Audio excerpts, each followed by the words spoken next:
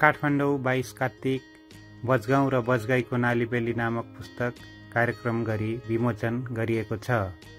माण्डव्य गोत्रका मूल ऋषि महर्षि माण्डव्यको वंशजका रूपमा हाल विश्वका सबै देश र सहरहरूमा विशिष्ट योगदान गर्दै बसोबास गरिरहेका छन्। माण्डव्य गोत्रमा बजगाईका साथै गेवाली, कटुवाल, अधिकारी, भण्डारी, जैसी, माडीगढे रावल, स्वार, महतरा, विष्ट रहेको पाइन्छ। पुस्तकका लेखक अछाम बजगाउँ निवासी माण्डव्य बजगाई प्रतिष्ठानका महासचिव मिन प्रसाद अधिकारी हुन्। पुस्तक विमोचन समारोहमा लेखक अधिकारीले स्वागत मन्तव्य राख्दै पुस्तकले समान गोत्रका बीचमा विवाह नहुने चलन रहेको र वंश पहिचान साथै पुस्तेवारी थाहा पाउन सजिलो हुने विश्वास लिएका थिए। यस पुस्तकमा त्रुटिहरू हुन सक्ने, त्रुटिहरू देखाइदिएमा दोस्रो संस्करणको रूपमा त्रुटि सच्याएर पुनः प्रकाशन गर्ने वाचा समेत गरिएका थिए। अनेक स्रोत अनुसार बजगाईको प्रारम्भिक उत्पत्ति नेपालको सुदूरपश्चिम अछाम जिल्लाको बजगाउँसँग जोडिएको पाइन्छ भने कुलदेवीको रूपमा जालपादेवी र देवता मष्टा बण्डालीलाई माण्डव्य बजगाई गोत्रका वंशले मान्दै आएको पाइन्छ। पुस्तकले बजगाउँ र बजगाईको इतिहासको सम्बन्धमा प्रष्ट पार्न खोजेको छ।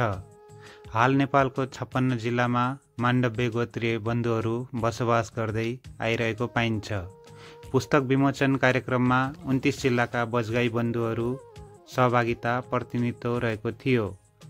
सो कार्यक्रममा माण्डव्य बजगाई प्रतिष्ठान नेपालका अध्यक्ष विष्णु प्रसाद बजगाई, नुवाकोटका जनप्रतिनिधि घननाथ बजगाई, संस्थापक सचिव मोहन प्रसाद बजगाई, ललितपुर निवासी सुरेन्द्र मोहन बजगाई, झनकदत्त अधिकारी, डाक्टर आरती, सेरा निवासी खडक बहादुर भण्डारी, धर्मप्रसाद बजगाई, कृष्ण प्रसाद बजगाई, दीपक राज जोशी, दोलखा निवासी इन्जिनियर हरिप्रसाद बजगाई, इटहरी निवासी यज्ञ प्रसाद बजगाई, झापाबाट चन्द्रकान्त बजगाईले पुस्तक प्रकाशन गरी बजगाई बन्धुलाई जोड्ने पुलको रूपमा कार्य गरेकोमा शुभकामना व्यक्त गर्नुभएको थियो।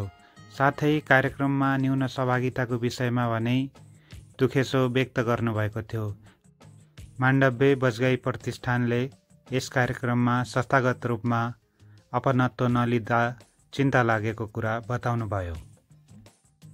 त्यसैगरी माण्डव्य वंशका माण्डव्य गुरुले माण्डव्य वंशको इतिहास र वंश परम्परालाई जोगाई वंशको शिरवृद्धि गर्नुपर्ने र कुलदेवीको सेवामा सबैले एकजुट हुनुपर्ने बेला भएको कुरा व्यक्त गर्नुभयो। साथै माता जालपादेवी दुर्गा भवानीको रूप भएकोले हामीले देवीलाई सधैँ पुज्नुपर्ने, कुल फलेमा घरमा श्रीवृद्धि हुने भएकोले हामीले जहिले पनि कुललाई उच्च स्थानमा राखी हामी जहाँ भए पनि माण्डव्य कुलबाट नै चिनिनुपर्ने र संसारलाई चिनाउनु पर्ने आजको आवश्यकता रहेको कुरा बताउनुभयो। उक्त पुस्तक विमोचन कार्यक्रमको सञ्चालिका निरुता खत्री रहनुभएको थियो।